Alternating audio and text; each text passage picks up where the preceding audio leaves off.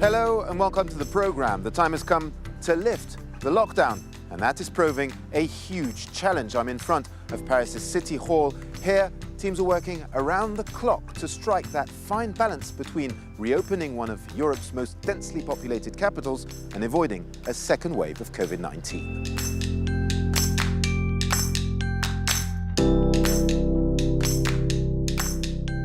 Reopening schools is both crucial and highly complex. How do you guarantee social distancing amongst children? Noémie Roche and Yen Ali have met those who have to face that question. Ophélie and Vincent have barely had a moment to rest during the lockdown. But even with two young children at home 24/7, the parents won't be sending their asthmatic sons back to school just yet. Ils sont un peu isolés de leurs copains, de leur vie sociale, de leurs activités à l'extérieur, mais étant donné les garanties qu'on nous donne sur le plan médical ou sur le plan de la reprise de l'école, je trouve que c'est pas suffisant. Pour l'instant, ça me paraît trop incertain et trop dangereux en fait. Fears that a Parisian headmaster and union rep shares. For him, social distancing for school children is a near impossible task. Je ne pourrais à peine mettre 4 élèves dans une classe de 49 mètres carrés. On va avoir une dégradation vraiment énorme de l'enseignement à distance, puisque les enseignants ne peuvent pas faire les deux choses à la fois. Alors moi je dis autant faire une chose bien, et puis si on doit rentrer, si on peut rentrer, rentrons tous en juin. Since the lockdown, Mathieu and Elodie wake up at dawn to get some work done before their kids wake up. They're eager for classes to start again.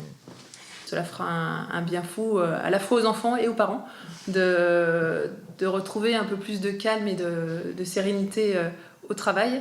Et j'ai quelques craintes, mais je pense que l'on doit apprendre à vivre avec ce virus. A point of view shared by several national paediatrics associations. In a joint statement, they underlined that children are less likely to catch and spread COVID-19. For now, sending kids back to class in France remains optional.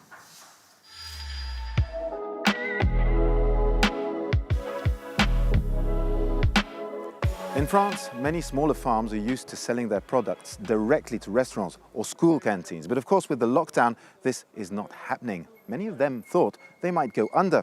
But in fact, consumers have also changed their habits. They want to buy more local, they want to buy healthier food, and they are replacing the traditional customers. It's a report by Catherine Norris-Trent and Erika Oliveira.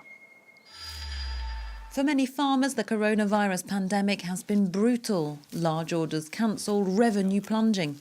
But some small-scale producers are seeing a glimmer of hope. Damien Aousso runs a family farm with 100 cows and some vineyards. Nous, c'est vrai qu'on a eu beaucoup plus de monde là. We've had many more clients, people coming on foot who've got a lot more free time in the day.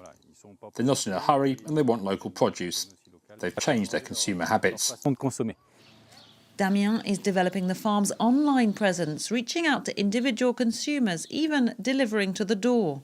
We didn't do this before, but it really helps us because we've lost a lot recently, with restaurants and the schools no longer placing any orders. Business has been booming in the farm shop since the coronavirus shutdown started. Our dairy products are selling the best, as well as staple goods such as flour, because at the moment some supermarkets have run out. It has changed things for me. I had always wanted to come here, but I'd never taken the time or the trouble. And it's not just here. Across France, more and more smaller producers have noticed a bounce in direct sales. The big question now, will this change in consumer behaviour last after lockdown? Natalie works for a consumer platform which has created a brand of small producers supporting goods. Sales are up 20% a month. But she says this could just be a blip. New habits have been formed during the confinement. Good habits. People have realised that consuming differently is possible. There are positives here. Will it last? It's much too early to say. Small-scale farmers are hoping support for local produce continues after France eases its lockdown starting from May the 11th.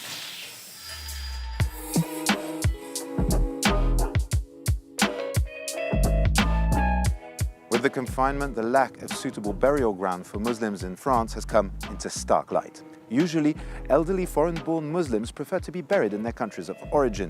But that, of course, is impossible under lockdown and has caused many problems to families, as Karim Yayaoui, Mohamed Farhat and Ellen Keynesford report. Mamadou's father dreamed of being buried in Mali, the country where he was born. But with borders now closed, his family has to organise a burial in France. Mon père est décédé fin mars, on l'a enterré mi-avril. C'était un délai de 18 jours, c'était énorme. Et pendant ces 18 jours, on ne mange pas, on ne dort pas, on n'est pas paisible tant que le défunt n'est pas en paix. For nearly 3 weeks, Mamadou and his family tried frantically to find a spot in a Muslim burial ground in France. Donc là, le coronavirus a permis de mettre en exergue ce manque cruel de carènes musulmans et cette volonté également d'être enterré de manière digne. While others are still waiting to hear if the bodies of their loved ones can be repatriated, Abdelsamad Atrache works in a funeral home. Every day he sees distraught families with the same predicament. Certaines familles attendent que les frontières s'ouvrent et les mettent à Rungis. Mais ça devient juste pas possible. Ça veut dire que ces familles-là ne peuvent pas faire leur deuil.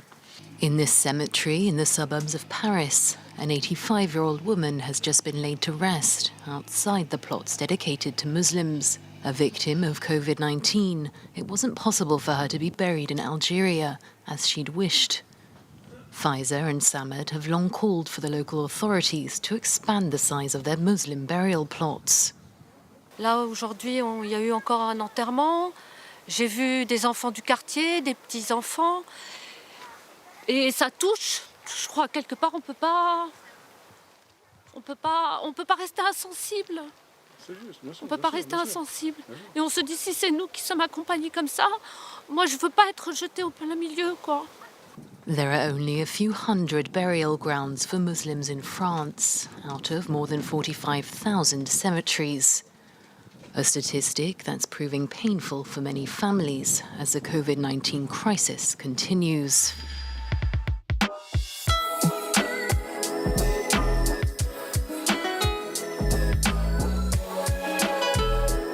The coronavirus put maximum pressure on the French hospital system, sometimes requiring doctors and nurses to be flown from one end of the country to the other.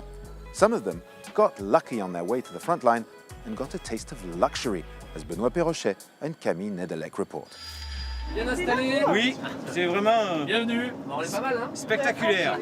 These healthcare workers have just spent 2 weeks in the French capital providing vital support to their Parisian colleagues. Now they're going home to the southwest of France, and for once they're enjoying a little taste of luxury. Peut-être à même time des canapes et tout. This Falcon 8X was made available free of charge by the Dassault Group. It usually takes stars and CEOs from A to B. As Paris fades away into the distance, these doctors and nurses reflect back on intense 2 weeks fighting on the front line of the coronavirus pandemic. C'était une expérience que je ne pouvais pas me permettre de louper parce que trop riche, trop intéressante, trop unique. On a été beaucoup touchés, mais de toutes les attentions qu'on a pu avoir de nos collègues soignants, de nos amis, de notre famille, enfin tous nos proches en fait. On ne s'attendait pas, je pense pas, à tout ça. These healthcare workers touch down in Agen, but for the Falcon, this is just a pit stop. After heading to Montpellier, the crew heads to Strasbourg. These nurses are on their way to one of the regions the worst hit by COVID-19, well aware of the tough work ahead. The pilot knows this is a last chance to spoil them before they step into the fray. On essaie de les chouchouter un petit peu, c'est-à-dire on essaie de leur faire plaisir, de faire en sorte à ce qu'ils puissent se détendre, profiter du vol. On sait qu'ils donnent beaucoup, qu'ils travaillent énormément, que la fatigue doit être là. The charity has been transporting medical staff to and fro between different regions of France for the past few weeks, according to where help is needed the most. Airline operators, cabin crew and fuel companies have all responded to the call to chip in. le monde de l'aérien et le monde de la santé ont des points communs. On n'a pas droit à l'erreur, il faut de la rigueur, il faut les procédures, et finalement on se retrouve dans cette passion et dans cette rigueur, cette remise en cause permanente. Once back at Bourget Airport, the plane will be totally decontaminated according to strict hygiene regulations. The charity has so far managed to organise some 100 flights and transported 200 healthcare workers.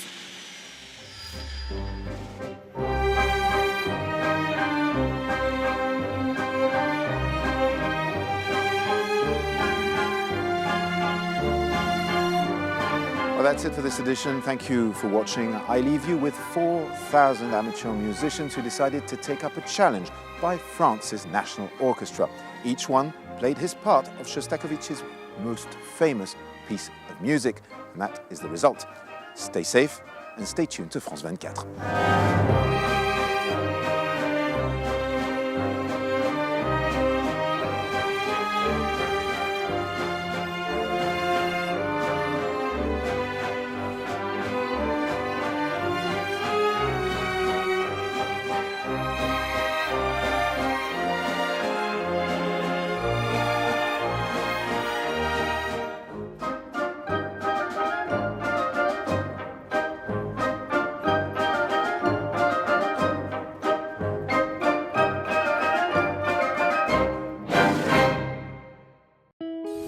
En France 24 nos esforzamos por brindar la mejor información hecha por periodistas de Latinoamérica y del resto del mundo.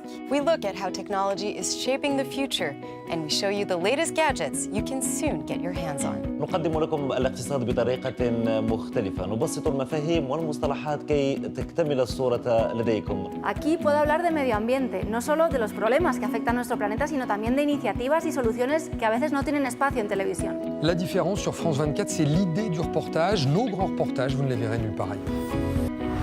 Liberté, égalité, actualité.